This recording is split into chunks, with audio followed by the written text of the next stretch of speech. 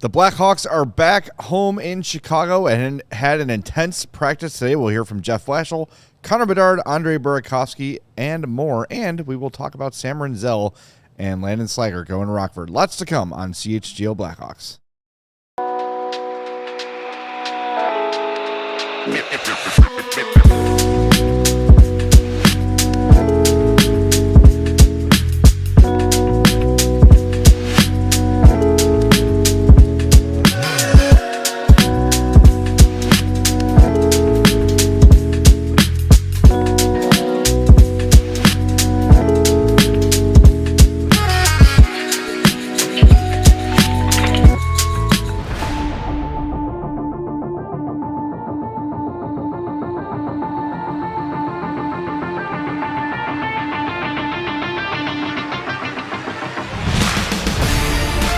Happy Tuesday from the greatest city in the world, Chicago, we're talking about. This is the CHGO Blackhawks podcast. Thanks for being here. We are presented by Bet365. Download the Bet365 app. Use our code CHGO365 when you sign up.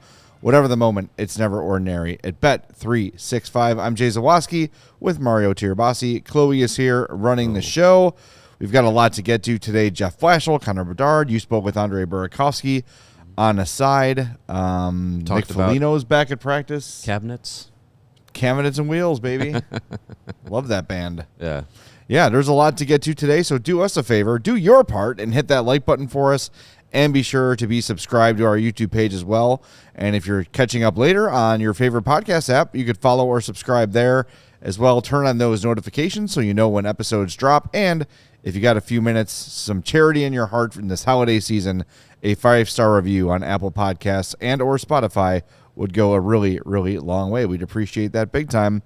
Let's get right to it. The news of the day actually was news yesterday. Rinzel and Slaggert sent down, but Nick Foligno was practicing on his own today on the West Rink, right? Yes, the West Rink. Did not participate in the full practice, but is getting closer. And Dominic Toninato is here. He was the recall. So that's the development since we last spoke. And Jeff Blashill talked about all of it today. So why don't we hear from him, and then we'll jump off from what he had to say coming up next. You saw Nick Foligno getting some skating in on the other rink, and positive sign, and how much closer is he to getting back? He's closer. I mean, I don't want to put a timeline on it right now, but it's good that he's skating. I think as it gets closer to being, potential to get back in, I'll let you guys know. But right now, I think it's good he's skating. I think it's, the healing process has gone well, and he's obviously itching to get in sooner than later. But we're still a little ways away. What was the message of Rinzel sending down? Message was one. This is a really hard league if you start to struggle to kind of gain traction, and so. Go down, get your swagger with the puck back, get put in situations, hopefully, get time on the power play more than he was getting here, and get that swagger with the puck, and then continue to improve defensively, making sure kind of some of the technique of how to defend low with the size of his body. He's not the strongest guy, so he's got to learn how to defend really smart with his stick. Kind of one hand, two hands, knocking guys off balance, and not getting into physical confrontations where he's hugging, and then making sure that he does a good job that way. So just, improving some of the technique stuff defensively, and then get your swagger back. I think it's a great opportunity for him. Presumably you'll have to start going 12-6 now. How will that affect the other defensemen? Well, we hope good. I mean, we've run 11-7 for a long time. For a multitude of reasons, and this goes. We'll work back towards 12-6, and does that help some other guys get some more minutes? Does it help their own personal development? Maybe. We'll see. We're hoping that this is a win-win for everybody, and Sam can go down and improve his game and get his swagger back, and some of the guys that are here, like a guy like Artie, can potentially play some more minutes in some different situations and get a little more set partners. So where do you feel the confidence is in the room right now? Well, it's one of those things. Obviously, you get outscored very handily over 2 games. The last game we got crushed. The game against Anaheim. The LA was a different game. Those that weren't out there, I didn't feel the way after LA the way I felt after Anaheim. I thought once it went bad in LA, it just kept going on the net. But before that, I thought it was fine. I actually thought we started good. Where's the confidence at? Confidence is a fickle thing, and so you have to earn your confidence back. I'd be lying if I said, "Oh, we're going to go out there and play with this unreal swagger," and we're going to go out there and have a good first shift, and then have a good second shift, and you kind of earn your confidence back. I'd also say that was one game, and it's not. Our guys have rebounded from this before. I think our guys' confidence is totally fine, but I also would say, you don't want to let bad outings build on top of each other. So let's nip that in the bud. That doesn't mean you're going to win. It means you want to play great hockey. What do you hope to achieve with the practice today? Excuse me? What do you hope to achieve with the practice today? Well, part is making sure probably some fundamentals, fundamental defending. Like when you don't have your legs, like we clearly didn't in Anaheim. One of the things you can do well is defend, but you have to be fundamentally good at defending, and I still think that's something we can get better at. So, we were in a lot of angle situations, 1-on-1 low, 3-on-3 low, where you want to make sure, from a defensive standpoint, you know how to position your body, you know how to use your stick, those types of things that then build into a bigger thing. Offensively, how to hold on to the puck so you can spend more time in the O-zone when you have those situations, and then build that into D-zone. What do you think Toninato's role will be with the team like? Well, right now I can't say that he'll start, in the lineup tomorrow night. So, we'll kind of play that out. But he is a guy who can play center. He can give us some of those, I would say, fourth line minutes as a center. Gives us some flexibility there. So we'll see where it goes. He's a good pro, that's for sure. I like having him around. He's a good pro.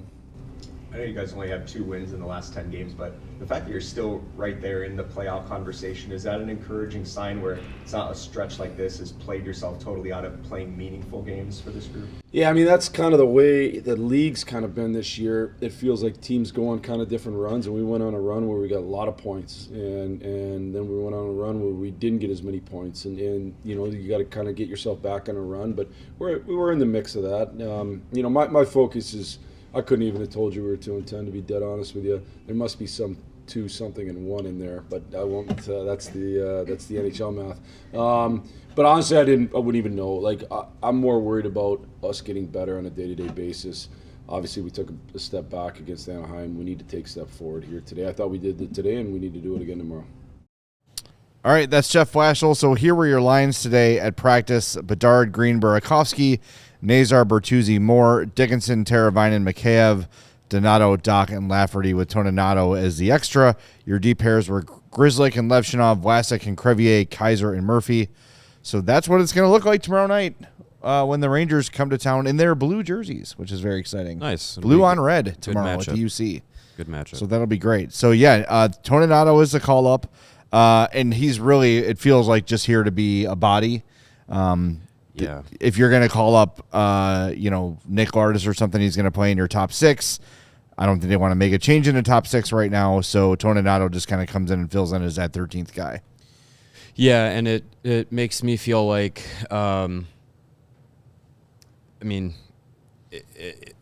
think you want a guy like Slaggert to be playing. He's still young. Yeah. I feel like the organization probably feels like they still could get something out of him if they give him the opportunity to play those minutes. So he'll get a chance to do that in Rockford.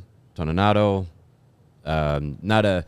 he's not a journeyman, but he kind of feels like that he would fit that mold, other than the fact that he's only been on 2 teams. But he's one of those guys that's like 3 teams. 3 teams. This is his 4th. This is his 4th. Colorado, Florida, Winnipeg, Chicago. All right. Well, then, yeah, sure. Yep. Journeyman. But he's like that 4A type player where it's just like, if you put him in and you got to play him 8 minutes, fine. But he's just one of those guys that if he's here, he's probably sitting most games. Right. So it's and you're not invested in him giving you much in the NHL. So that's a guy that you're fine with sitting. Probably just waiting for Nick Foligno to be healthy again, and in the lineup, which it seems like, it's probably going to be just a few more days for Foligno, with the fact that I believe he's been skating. He could be continued to skating, keep his conditioning up. It's just now kind of getting back to the stick handling, shooting, getting right. Being able to get that feeling back after the wrist injury. Handling the puck, shooting, feeling the pressure and physicality of the game again, just kind of getting back ramped up. Probably does it over a few days, and who knows, maybe by Saturday he might be ready to go. We'll see how it goes, but just seems like that's the guy that Toninato that's the guy you have as the extra. Slaggert gets to play. Makes a lot of sense to me for that reason to make the move. I think I was just more expecting them to, if they were going to make a call up, that it would be another defenseman. Like maybe they still bring up Toninato too, but I honestly thought like Kevin Korchinski or Dalmasha or Allen would be coming up too, because you're going to run with 6 defensemen, but still like you kind of need to feel like you have the extra body. Well, they're at home. They can get an extra body very, very quickly. So you're not able to sub somebody in. Obviously, if they get hurt tomorrow, you can't just go grab Kevin Korchinski out of the press box. So I think the thought is these are our 6 defensemen right now. Grzelcyk, Levshon, Vlasic, Crevier, Kaiser, Murphy, whoever we call up is not going to play Wednesday. Mm-hmm. So unless we need that extra defenseman, we're not going to call him up right now, because whoever it might be, they're going to sit. So I kind of understand it. Now, look, of course, if somebody goes down, they can reconsider it. I have a good amount of faith in how they have chosen to develop their prospects. It's, if they don't feel like Nick Lourdes is ready and they don't feel like Kevin Korchinski is ready to come in here and play every night, there's really no point in calling them up if they're not going to be in the lineup. So fine. Like, let's let it play out. I think both those guys are going to get opportunities, maybe even before the new year, but definitely this season. So if they already know these are our 6 defensemen, there's no point in Kevin Korchinski coming up here, taking the drive, watching the game from the press box, eating the popcorn, and then just sitting. I guess there could be some benefit to practicing with the team, but I don't know. I feel like they've got a pretty good plan in mind here, and I think they want to get Rockford some success here. It has not been a great little stretch for them, and by having Rinzel there and Slaggert and Korchinski and Lourdes, it makes the team significantly better. Mm-hmm. So the fact that it's Toninato tells me that they're not planning on changing their rosters from what we rattled off, from what we saw in practice. They just need bodies to fill the roster spot. Yeah. And I think Blashill is laying out, if you go through the bodies that they had, the guys that they had here, you wanted to play all 7 defensemen. Now with going back to a more traditional 12 and 6 lineup, you can have a little bit more of that regularity where you're forward.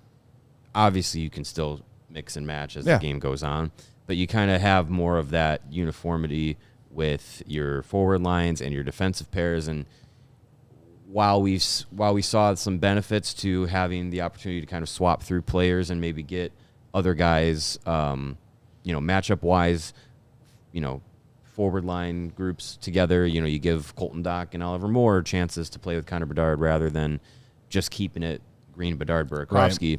Right. But now you can kind of have that more, steady rotation. You don't have to have defensive pairs switching every time they're over the boards. They have a different partner. Like, you can have a little bit more of that familiarity across the lineup, and we'll see how it works out. And as Blashill pointed out, like, you give a guy like Artem Levshunov now some more opportunity to play some more minutes because you're not rotating it with 7 guys. So that'll be interesting to see how it plays out over the course of however long they're going to go to this. Whether it's when Sam Rinzel is played well enough to come back, gets his swagger back, and comes back to Chicago and maybe they go through the 7 defenseman setup again, or if this is now just going to be what they roll with. Maybe they go on a streak and they don't go back to 11-7 just because 12-6 starts working. We'll see how it goes, but Yeah.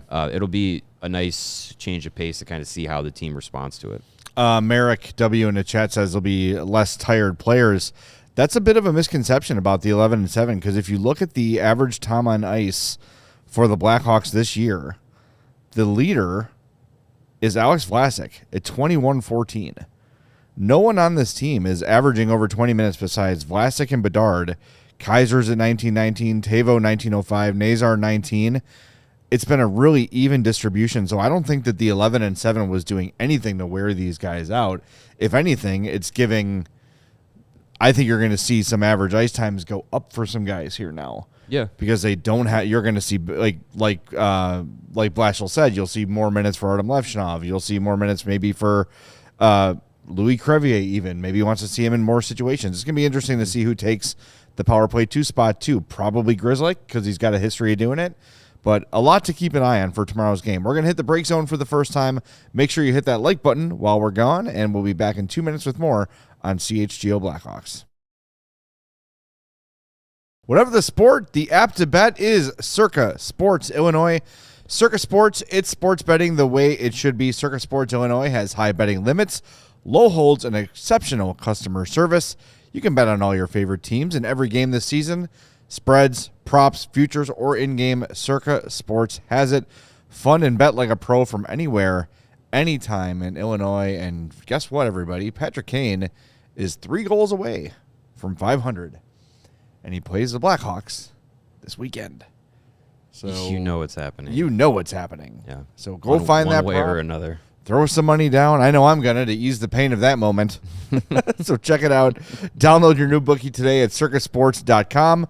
You must be 21 or older to play. If you or someone you love has a gambling problem, you can get help for you or that someone by calling 1-800-GAMBLER.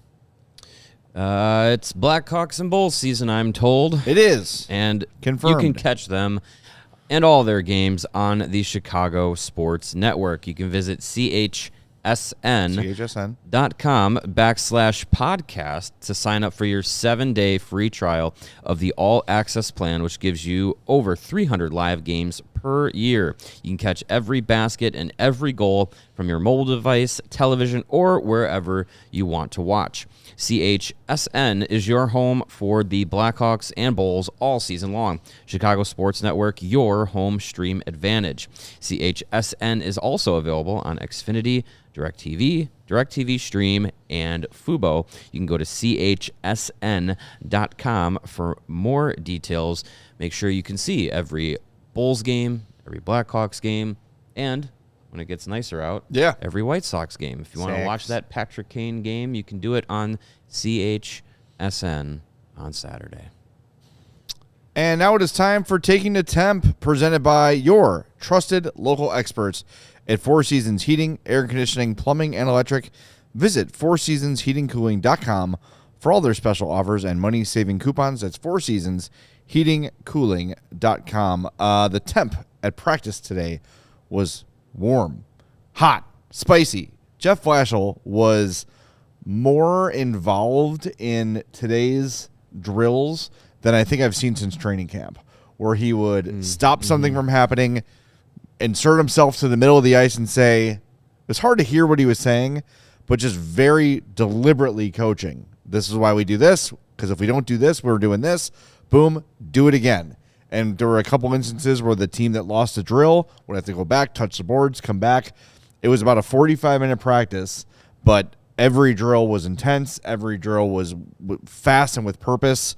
And he was very much involved with the handling of practice, where a lot of times you'll see the head coach kind of observe, and he'll bring them to the wall, show them on the board what the drill is, dismiss them, and then they're off to do it. And he'll chime in now again. He'll blow the whistle.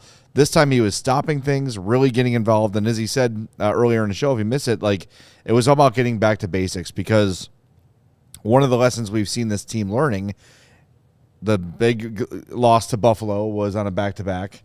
The big loss to Anaheim was a back-to-back, right? So this team has to learn how to play when they're not feeling 100% health-wise, physically, when their legs aren't really there.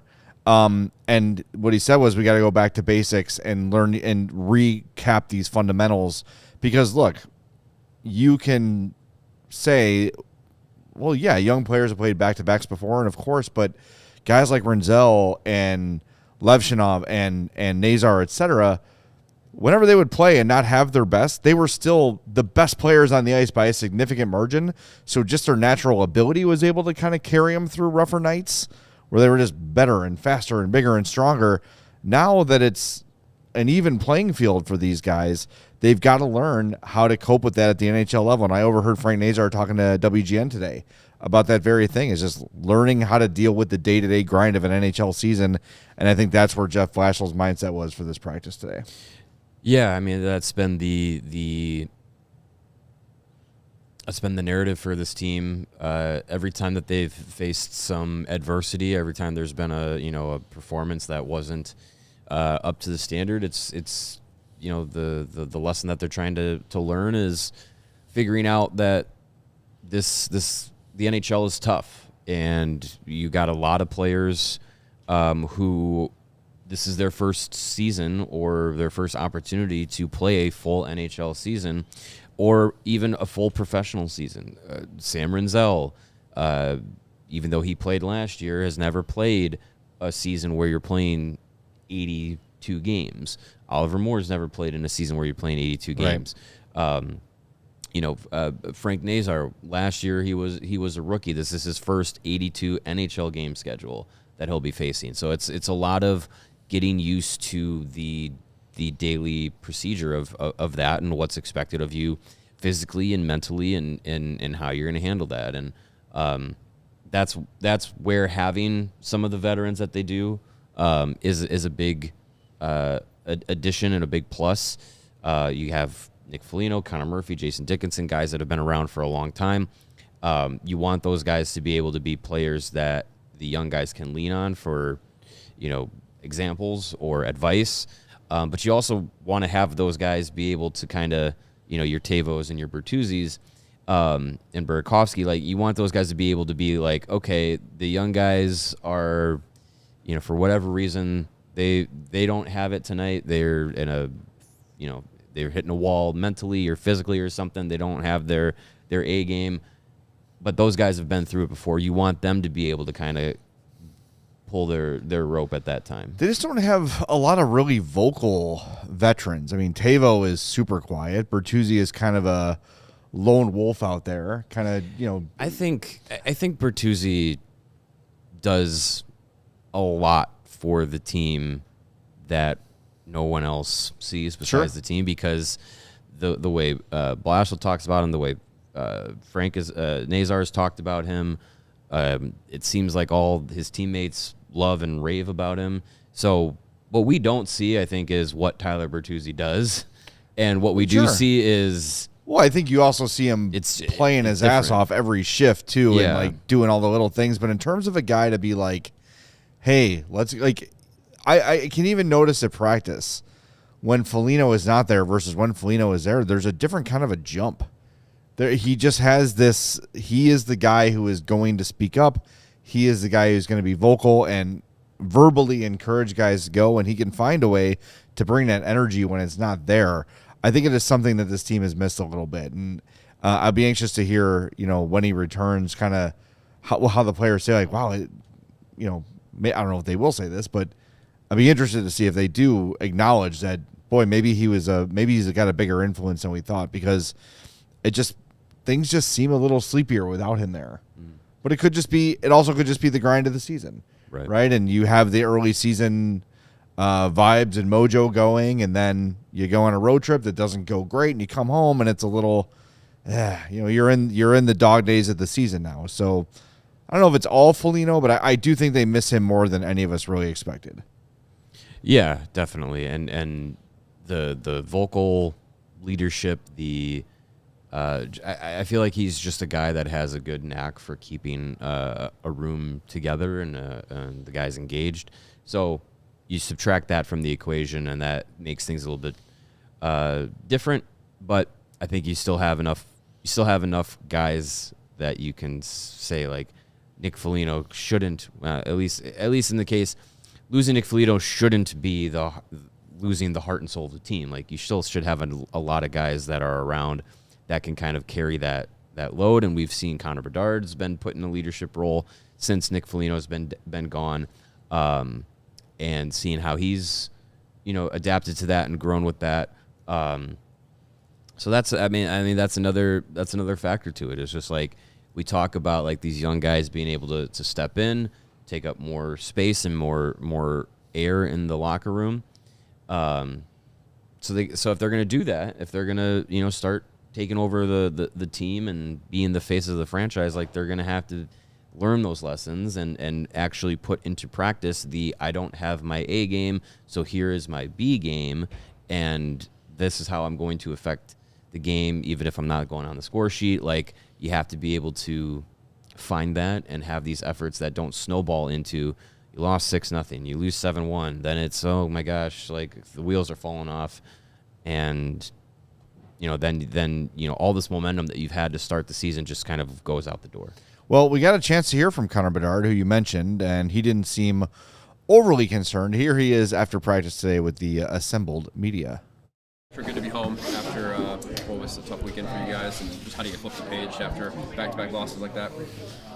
Yeah, just kind of come in here and watch video and get a good practice. And, I think the beauty of it is we play tomorrow, and the beauty of that, if we win, you guys will forget about it all, and we'll be the best team ever again. So we just got to go in tomorrow and have a good game and get back on track.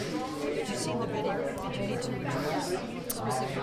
I think just kind of little things, little battles. I thought, they won a lot of battles, especially, Sunday. And, I think Blash just kind of said it. We got to, maybe we're not feeling it. Our legs are a little tired. We got to figure out how to outsmart that and be in right positions and win our battles and just play a little different game. So that's something we're learning. And, I think we'll be fine, though. Be able to bounce back against the Rangers? Yeah. Like I said, it's you get another opportunity tomorrow, and you don't want to ever happen what happened, but it happened, and we move on. We go in tomorrow, and it's a new day, and we go get a win. Connor, what do you know about those guys, the Rangers? What are they doing? Honestly, not much. They obviously got a lot of talented players. I don't know how they play or anything yet. We'll obviously, go over that tomorrow as a group, and but we know they got a lot of high-end skill, so we got to be aware of that. Does adversity help you guys learn more about yourselves, and what you have to do next time? I think it can, yeah. I think that's how you got to look at it. You can sulk on it, or you can, learn from it and get better. And I mean, every team gets blown out here and there, and obviously that was a terrible weekend, and we never want that to happen. But just learn from it, move on, and get back to our game. Just talking to Frank, and you mentioned maybe the structure hasn't been there as much recently as it was when you guys were rolling a little bit. Is that something you've seen as well, and how do you kind of get back to that? I think so. I think we've done good things too in the last, maybe a little slide for us, 10 games, whatever it's been. We've had the 2 or 3, I guess 3 blowouts, but other than that, it's been a lot of tight games, a couple OTs, and but yeah, we just got to kind of stick to what we are and what we do best, and then we'll be fine. We're a good team, and you're gonna put that behind us, and we're gonna go show we're a good team.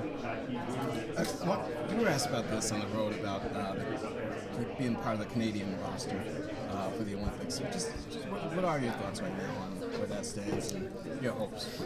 No thoughts. I'm just playing hockey every day. I'm trying to help the Blackhawks. I'm not worried about that right now.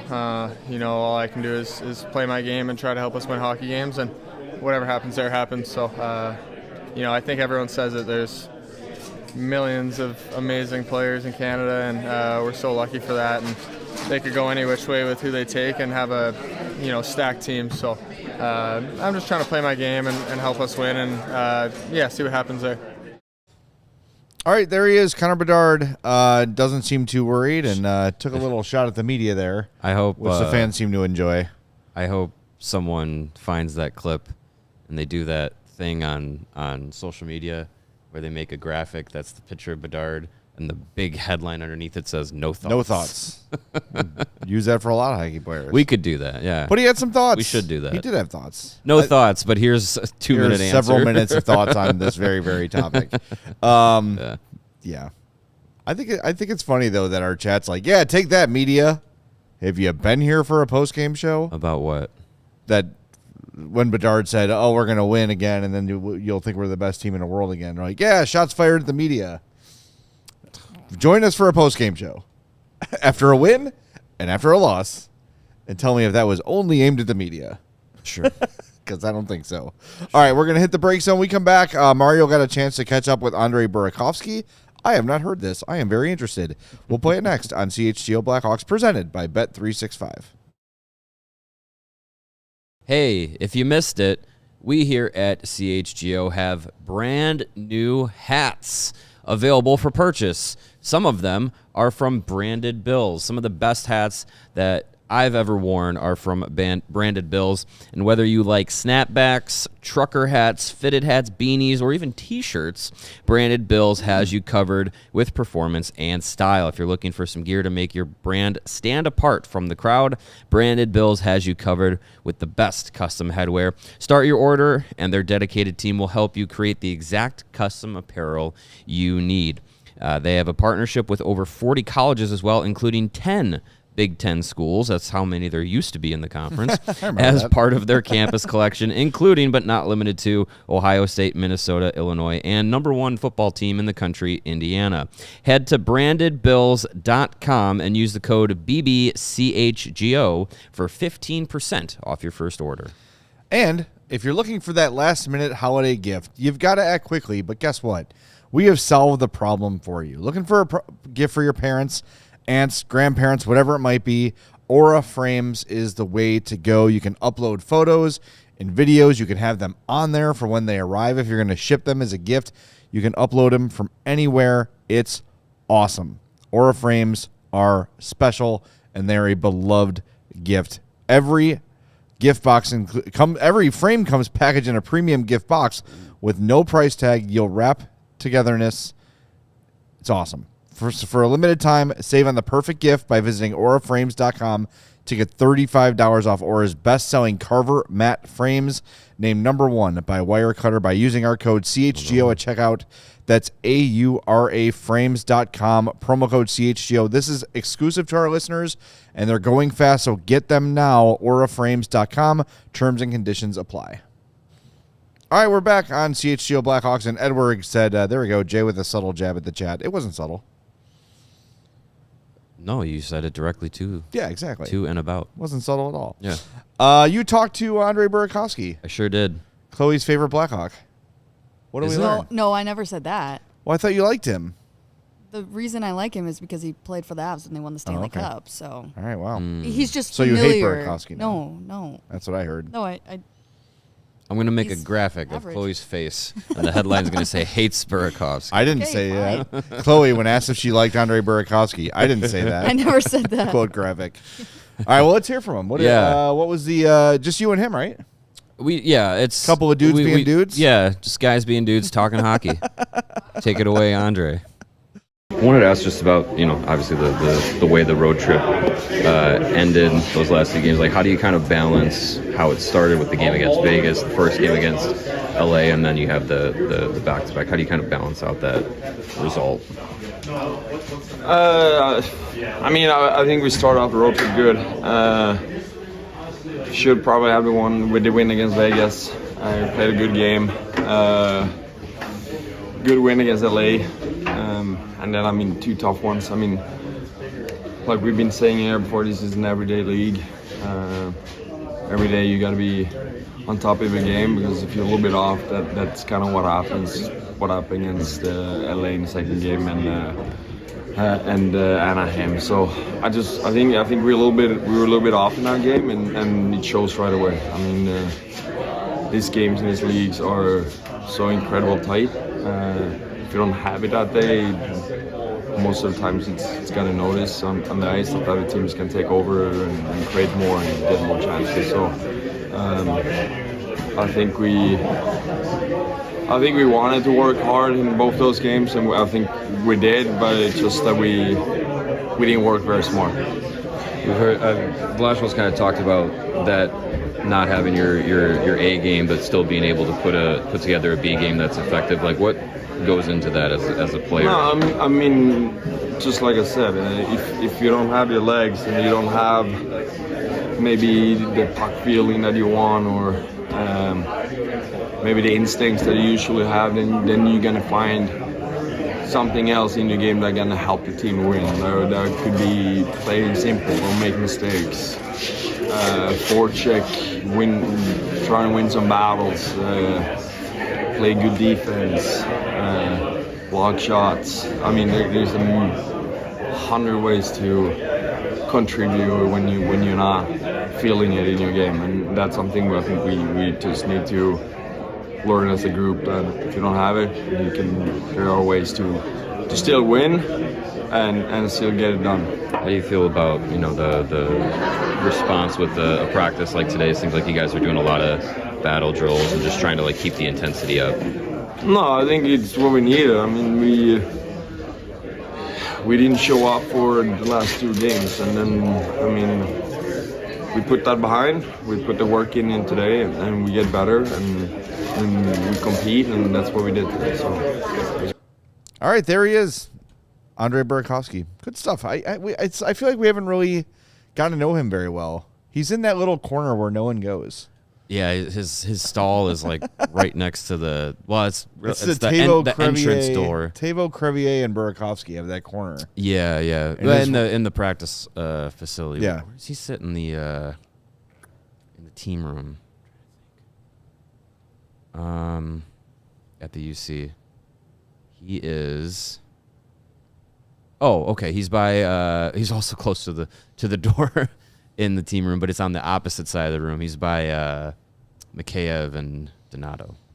Another. Donato's chatty. Yes, Donato is talking to somebody, whether it's media or other Hawks personnel. Yeah. He's talking to somebody every morning skate. So. Yeah. But yeah, no, he's Burakovsky. I think talker. we'll just kind of getting to know him as he's been here, getting more comfortable talking with him. It's just just building a little bit of a relationship. Is peel back the curtain from the media side of things. Like some of these guys, you kind of feel out who is more chatty and who's maybe I think people know you're not going to go to Tavo every day and get something from him, and I'm sure he doesn't appreciate talking every day. So especially today, when he looked like he had chipmunk face from the he took a puck injury. He took a puck in the face. And then some guys you figure out, okay, they're always pretty open, willing to talk, give you something good. So yeah, I feel like Burakovsky's could be that guy. Just haven't really gotten the chance to open that up with him yet. Most reliable, good quotes: Foligno, Dickinson, Donato, Murphy, Vlasic. I think that would Nazar's pretty good. That's 6 people. That's not the whole team. 6. Right? How about 7? Am I missing anybody? That one time we got to talk to Tower Bertuzzi, that was good. Yeah, I don't think he expected that. I didn't get out of here quickly enough. Yeah, who else? Yeah, that's pretty solid. Yeah. That's a pretty solid group. Dickinson is, when he's in the mood, he's great. He'll always come to you with something very insightful. Even when he's not in a great mood, he'll usually that's sometimes when. Well, sometimes he's just like, not today. I think he has done that to me. Yeah, monitoring himself, which is smart. Yeah, guys can do that. But our friend Brooke was. I could hear when we were talking to Bedard. I could hear her conversation with him, and she's working on something about face-offs with him, and it sounded really, really interesting. Yeah. So insightful stuff. Yeah. From Dickinson. Definitely. We definitely want to get to the player polls that The Athletic published today. There's some interesting and funny stuff on there, so we're going to do that on the next segment. But some people are asking, Chloe, why are you an Avalanche fan? Do you want to introduce yourself formally? How could you possibly be an Avalanche fan? I was born there. She was born in Denver. You can There you- elaborate. there you want me go. to give, like, my Yeah, whole let's get the life story. So Chloe wouldn't be someone we go to in the locker room if we're getting one word answer. Obviously, I'm from Denver, obviously, and Puck's deep. What's your story? Yeah, Come I on. wasn't born in Chicago and then all of a sudden became a fan of the Colorado Avalanche. I was born there, and I didn't work at DNVR. I worked at like one of their local competitors. And then I moved on over here. And it was a very fast process, and you just was a decided one day you're coming to Chicago, and Yes. 6 days later had a job? Yep. And now it's been a month, a little over a month. That's awesome. Well, we're very glad Chloe's here. Yes. It's very good hockey fan, awesome producer, creates really good stuff. So, you know, we're happy she's here. Yay. We're glad you're here. And you're bringing your I'm happy to be Denver here, knowledge too. with you. Yeah. I mean, it doesn't relate much. It does, though. Does it? Yeah. Yeah. It's always good to have more hockey fans on staff. That's we need true. it. That's true. Now there's 3 of us. I mean, there's other hockey fans in the CHGO world. Yeah. In this office. Hogue is a big hockey Hogue's fan. Hogue told me season that's why he ticket liked me, because I liked hockey. And I was Okay. like, okay, Yeah. cool. That's nice. Yeah. Yeah. Who else? Patrick Norton knows his Hawks. Yeah, Patrick does. Sean's always asking about him. Sean, He wants to stay on top of it. Kevin's a Hawks fan. Jake is always interested. Jake is the biggest sports fan I know. He's up there. He has like a Chicago sports fandom like a middle schooler. Well, and I mean that in the best way. Yes, like he is just so enthusiastic. He is still about trying Chicago to buy sports. fatheads. That's how much of a sports fan Yeah, he is. yeah. Yeah. I mean, look, I feel like if you're working here, you like sports. Yeah. Yes, I would hope so. I would hope so. And yeah, the Blackhawks are a team that hockey is something that it's a niche sport for the diehard fan community, but it's definitely something that I feel like if you're just a general sports fan, you can turn on a hockey game and be entertained, and people can gravitate towards that. They might not do it 82 games a year, but especially playoff time, you see how many people actually like, whoa, I love watching hockey. This is crazy. We're going to have the Olympics in 2 months, in theory. With the NHL participation, and you think back to 2010 and 14 and how much that generated a lot of interest in the sport in the modern day. So yeah, I'm convinced we have a lot more people that know about the Hawks than you might think. What were you gonna say, Chloe? I mean, that's what I tell all of my friends, because a lot of my friends don't watch hockey. It's just turn on a game and watch, and you'll be entertained. Like, How good of friends can they be if they don't watch hockey? hockey? Not great. Well, I think it's one of those sports too where when you watch it at the highest level, Stanley Cup final, I mean the Four Nations was a huge success. People bars were shown and people got into it very, very quickly. So when people see it played at the highest level, I compare it all. There's always a surge when the World Cup comes around. In soccer, where new soccer fans are born. And some remain lifelong soccer fans and some fall off until the next World Cup. But it's always kind of gathering and growing that snowball. And hockey's kind of doing it too by going back to the Olympics. That's a really good thing. Helps, yeah.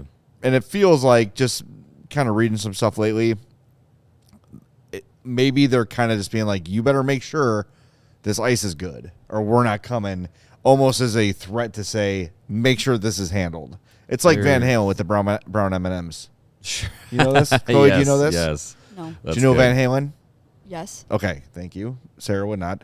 They had it in their riders, like a concert rider. So like, we need this many towels, this many things that are responsible at everything. And they said we need a jar of M&Ms, but no brown M&Ms. And it was what they did to make sure that the list was read thoroughly. It wasn't like we don't like brown M&Ms, so take them out. But it was to make sure that every instruction was followed to a T. Detail oriented. And that's, so there you go. Well, it's like the test. I don't know if you guys had these tests when you were in school, but the first question would be, like, the instructions would read, like, if you're reading this right now, stop and put your pencil down and don't complete the rest of the test. And then people would get done with the whole thing and realize that if they had just read the instructions, then they wouldn't have to do the test at all. That happened to me once, yes. It would happen to you. Never had that happen to me. Oh. Yeah. No, I'm that guy. I went to school not to be a social experiment. I went to school to learn numbers and words, and look how good it did. Yeah, and here we are. Yeah, podcasting. I don't even think that boots. was the right use of that sentence. Look how good it did. Yeah, That's okay. Yeah, You'll get there. Stay in school, kids. I need to know what this comment means. Which comment? It says as long as she doesn't act like a typical Colorado fan. I don't even know what a typical Colorado. Yeah, I don't have an fan opinion of a typical Colorado fan. I feel like Colorado that's fan. the most like. Yeah, they wear average. their beanies and they go to the dispensaries and then they go and watch sports. Well, that's all true. Yeah, well, and you know what you can do in Chicago? Wear a beanie Yes, and go to a dispensary dispensaries. and watch sports. Yes. Yes. They just have more mountains than we do here. That's true. Yeah. And rock lawns. Thinner air. Didn't enjoy that. Yeah. I don't think I noticed the air's thin, and I don't think I noticed that at all when we were in Denver. Yeah, it wasn't that Depends. It affects people I also a wasn't lot physically differently. exerting myself when I was there, so Yeah. Well, you don't have to even be exerting yourself to feel it. It's just like Maybe walking around. Maybe I'm impervious to Can't- thin air. Maybe. That must be Maybe it. You are. That's probably what it is. All right, let's hit the break zone. We come back. Some really interesting answers on the athletic surveys today. Stick around, hit that like button. We are very close to 100 likes. Let's get there before we end the show on CHGO Blackhawks. Brunt's best-selling Marin work boots are not only built for the toughest job sites like this here podcast studio, they're completely waterproof. Whether it's rain, mud, or standing water, your feet stay dry. From oily workshop floors to muddy farm fields and everywhere in between, the Marin 6-inch soft toe is built for workers across a variety of trades. Founder Eric Gerard grew a blue collar and started Brunt Workwear after his friends in the trades kept telling him the big brands had stopped listening and hadn't changed in 100 years. They had sold out to become fashion brands. That's why he started Brunt. And with temps dropping and the holidays coming up, it's time to treat yourself or the hardworking person in your life to real comfort. Skip the throwaway gift and get them something built to last. Brunt Workwear. Our listeners get $10 off their entire order with code CHGO at checkout. That's bruntworkwear.com. Use code CHGO. Order today and let them know you heard it on our show. Hey, athletes, I have a question for you. I've got something for you. Are you serious about leveling up your game? If you answered yes, the right coach can change everything. And right now, finding the right coach is easy with Eye on the Ball. Doesn't matter if you're a kid just starting out or you're competing at the top levels, you can sign up totally free at eyeontheball.net. You create your profile and search through coaches in your sport and connect directly with the one that's right for you. From soccer to swimming to baseball to basketball to football and hockey, you name it, the coaches are out there. So, what are you waiting for? Your future coach could be one click away. Jump on today at eyeontheball.net. That's eyeontheball.net. Find your coach and take your game to the next level. And coaches, you can sign up as well, and they have a great deal running right now. You can get the first 6 months for free. Try it out, build up your coaching profile, and find the athletes you are going to take to the next level. All right, we are back on CHGO Blackhawks. Thanks for getting us to exactly 100 likes. You can keep Perfect. going, though. You don't have to stop there. The Athletic published a bunch of player polls, and they did it three different stories. So that's fun. Let's start with the one that will probably interest Hawks fans the most. Where will Connor McDavid play in 3 years? I found it interesting out of the 110 responses that, of course, the overwhelming majority was the Edmonton Oilers. But as you see here on your screen and as you would see reading the story in The Athletic, done by many Athletic staff writers, the Blackhawks are tied for fourth. Yep. Behind the Oilers, the Maple Leafs, Rangers, and tied with the Vegas Golden Knights at a 4.5% chance. Okay. Amongst the NHL players and their opinions of what might happen with McDavid, I take this as a bit of a temperature on what players in the league kind of think about Chicago for maybe even themselves. Because if they think a guy like Connor McDavid feels like he would choose to go to Chicago, what's to say they wouldn't? Well, here's the quote from the anonymous player who said this about the Blackhawks and Connor McDavid. It says, "It depends on many things. The way it's going now, I think he might go." So that indicates to me that the league is recognizing that the Blackhawks have taken a turn for the better and that they've got a lot of good young players on the horizon, and they're seeing what Connor Bedard is doing this year, and to a lesser extent, Nazar, Levchnov, etc., and they're saying, oh, just like Marian Hossa did when he was chasing cups, said, my chance at a cup, Pittsburgh, Detroit, nope. You know what? Chicago. This is going to be the next big thing, and that's where I'm going. And he got 3. So the league is taking notice of this. And I will say, like, it depends on who you talk to in the league. Some guys are just very focused on their own thing, but they're like, Bedard is a guy who I think is really big on what's going on around the league. There's a bunch of guys in the Hawks room. So some players are really up on what's happening, and the Hawks are turning some heads. That's what this tells me. Yeah, I mean, sure, sample size 4.5% out of 110 people is 5 people. Sure. Like, that doesn't sound like a big number, but if you would have done this last year, which I'm sure they did, actually, now thinking about it, because McDavid was coming up on an extension time, but if you asked this question last year, I'm not certain you're going to get 5 people to say Chicago in the same poll. So. I think it just kind of represents a little bit more of a growing sense of what is happening here, and we've had it with the conversations about, Quinn Hughes over the last couple of days, and talking about, well, the Blackhawks cap space timeline, crop of prospects, the crop, the desirability to come to Chicago and be part of it, I think is around the league is starting to become more attractive. So if you're listening on audio, the top team was Edmonton, 56.4%, Toronto with 10%, the Rangers with 8.2%, and the Hawks and Knights with 4.5%. So, it feels like Toronto, the Rangers, and the Golden Knights are always in on everyone. Yeah, sure. Rumor-wise, right? So that's part of it. But to see the Hawks up there in the top 5 is encouraging. And look, it doesn't mean it's going to happen. I think it's pretty unlikely. But like you said, Mario, it is definitely a league taking notice sort of a thing. And Sam Speckard says, pessimistic take is the Hawks can afford to pay McDavid $25 million a year. Well, yeah, cap space is part of it. I was just going to say, out of those 5 teams, who has the cap space to make it work? Right. Chicago. And they can, at least temporarily, make the cap space work without injuring the roster too much. Right. Whereas all those other teams you mentioned would have to make significant shifts to keep McDavid on a contract that 25. It's not going to be $25 million, but whatever it's going to be. I mean, in 3 years. So we're hearing from Bettman now the revenue that they're expected to bring in keeps the cap projections over the last 2 years basically unchanged, where in 2 years the cap's going to be $113.5 million. It's 95.5 this season. That's a big jump. That's 18. Look at that math. $18 million jump. So 20% of 113 million would be 22.6.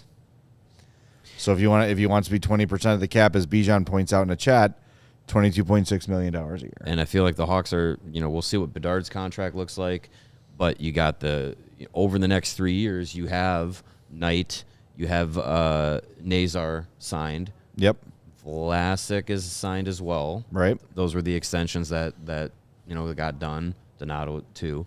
But as far as like the big money, like we'll see what Bedard's contract ends up being.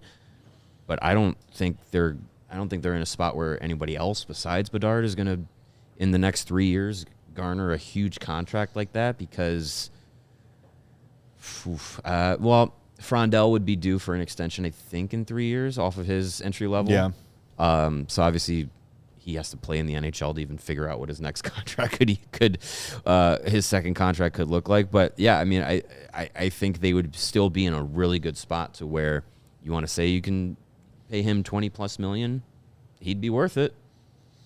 So they'd be able to fit it. Well, this is not the only poll the Blackhawks showed up in. Who's the NHL's most punchable player? Nick Cousins, Brad Marchand, Matthew Tkachuk, I'm going in order here, Connor Garland, Joel Eriksson Ek, Garnett Hathaway, Sam Bennett, Brendan Gallagher, Dylan Larkin, Michael Bunting, Nikita Zadorov, Tim Stützle, Trevor Zegras, and all receiving votes, Connor Bedard and known NHL miscreant Louis Crevier gets a vote for the NHL's most punchable player.